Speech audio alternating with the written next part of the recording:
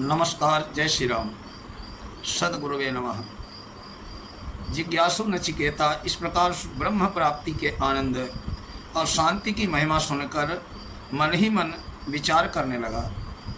तदेदिति मन्यन्ते निर्देश्यम परमं सुखम कथम तु तद्विजानीयाम किम भाति विभाति वा। उस सनातन परम आनंद परम शांति को प्राप्त ज्ञानी महात्मा जन ऐसा मानते हैं कि परब्रह्म पुरुषोत्तम ही वो अलौकिक सर्वोपरि आनंद है जिसका निर्देशन मन वाणी से नहीं किया जा सकता। उस परमानंद स्वरूप परमेश्वर को मैं परोक्ष रूप से किस प्रकार जानूं? क्या वो प्रत्यक्ष प्रकट होता है या अनुभव में आता है? उसका ज्ञान किस प्रकार से होता है?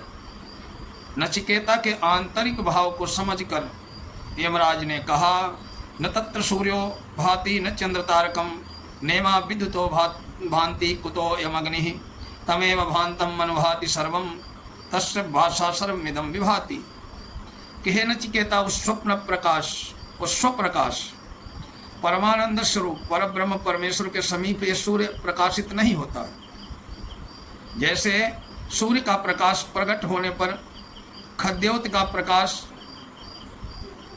लुप्त हो जाता है, वैसे ही सूर्य का तेज भी उस असीम तेज के सामने लुप्त हो जाता है। चंद्रमा, तारागण और बिजली भी वहाँ नहीं चमकते। फिर इस अलौकिक अग्नि की तो बात ही क्या है, क्योंकि प्राकृत जगत में जो भी तत्व प्रकाशशील हैं वो उस परब्रह्म परमेश्वर की प्रकाश शक्ति को अंश पाकर ही प्रकाशित हैं। वे अपने प्रकाश के समीप अपना प्रकाश कैसे फैला सकते हैं? सारांश ये है कि संपूर्ण जगत उस जगदात्मा पुरुषोत्तम के प्रकाश के अथवा उस प्रकाश के एक क्षुद्रतम अंश से प्रकाशित हो रहा है। अब कठोपनिषद दूसरे अध्याय की तीसरी वल्ली आरंभ हो रही है। ऊर्ध्वमूलो वाक् शाखा एषोष्ठः सनातनः तदेव शुक्रम तद ब्रह्म तदेवामृतमुच्यते तस्मिन् लोकाश्रिताः सर्वे तदु नात्येति कश्चन एतद् वेतद्। यमराज कहते हैं, नचिकेता, जिसका मूलभूत परब्रह्म पुरुषोत्तम है अर्थात सर्वश्रेष्ठ, सबसे सूक्ष्म और सर्वशक्तिमान है, जिसकी प्रधान शाखा ब्रह्मा अथवा अवान्तर शाखाएं देव, पितर, मनुष्य, पशु पक्षी आदि क्रम से नीचे हैं, ऐसा वो ब्रह्मांड रूप पीपल वृक्ष अनादिकाल सदा से है, कभी प्रकट रूप से और कभी अप्रकट रूप से अपने कारण रूप परब्रह्म में नित्य स्थित है, रहता है, अतः सनातन है। इसका जो मूल कारण है जिससे ये नित्य उत्पन्न होता है, जिससे सुरक्षित है, जिसमें विलीन होता है, वही विशुद्ध दिव्य तत्व है, वही ब्रह्म है।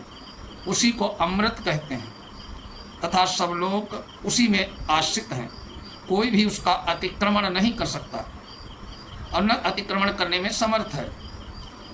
यमराज कहते हैं, नचिकेता, यही वो तत्व है जिसके संबंध में तुमने पूछा था। यदिदं किम च जगत सर्वं प्राण एजति निःसृतं महद्भयं वज्रमुद्यतं य एतद् विदुर मृतास्ते भवन्ति। ये जो कुछ भी इंद्रिय, मन, बुद्धि के द्वारा देखने, सुनने या समझने आने वाला संपूर्ण चराचर जगत है, सब अपने परम कारण रूप जिन परब्रह्म पुरुषोत्तम से प्रकट हुआ है, उन्हीं प्राण स्वरूप परमेश्वर में चेष्टा करता है। अर्थात इसकी चेष्टा आधार और नियामक भी वो परमेश्वर ही हैं। वे परमेश्वर परम दयालु होते हुए भी महान भय स्वरूप भी हैं। छोटे बड़े सभी उनसे भय मानते हैं। साथ ही वे उठे हुए वज्र के समान हैं। जिस प्रकार हाथ में वज्र लिए हुए प्रभु को देखकर सेवक यथाविधि निरंतर आज्ञा पालन करते रहते हैं, उसी प्रकार समस्त देव देवता सदा सर्वदा नियमानुसार इन परमेश्वर के आज्ञा पालन में नियुक्त रहते हैं। इन परब्रह्म को जो जानते हैं वे तत्वज्ञ पुरुष अमर हो जाते हैं, जन्म मृत्यु के चक्र से छूट जाते हैं। भयादस्याग्निस्तपति भयात् तपति सूर्यः भयादिन्द्रश्च वायुश्च मृत्युर्धावति पंचमः। यमराज कहते नचिकेता, सब पर शासन करने वाले, सबको नियंत्रण में रखकर नियमानुसार चलाने वाले इन परमेश्वर के भय से ही अग्नि तपती है, इन्हीं के भय से सूर्य तप रहा है, इन्हीं के भय से इंद्र, वायु और पांचवें मृत्यु देवता ये सब दौड़ दौड़ कर जल आदि बरसाना, प्राणियों को जीवनी शक्ति प्रदान करना, जीवों के शरीरों का अंत करना आदि अपना काम सावधानी पूर्वक करते हैं। सारांश ये है कि जगत में देव समुदाय के द्वारा सारे कार्य जो नियमित रूप से संपन्न हो रहे हैं वे सर्वशक्तिमान पर सर्वेश्वर, सबके शासक नियंता परमेश्वर के अमोघ शासन से ही हो रहे हैं। यच्चेद सकत बोधुम प्राप्त शरीरस्य विश्वसः ततः सर्गेषु लोकेषु शरीरत्वाय कल्प्यते। इस सर्वशक्तिमान, सबके प्रेरक, सब पर शासन करने वाले परमेश्वर को यदि कोई साधक इस दुर्लभ मनुष्य शरीर का नाश होने से पहले ही जान लेता है, अर्थात जब तक इसमें भजन, स्मरण आदि साधन करने की शक्ति बनी हुई है, जब तक ये मृत्यु के मुख से नहीं चला जाता, तभी तक सावधानी के साथ प्रयत्न करके परमात्मा के तत्व को ज्ञान प्राप्त कर लेता है, तब तो उसका जीवन सफल होता है।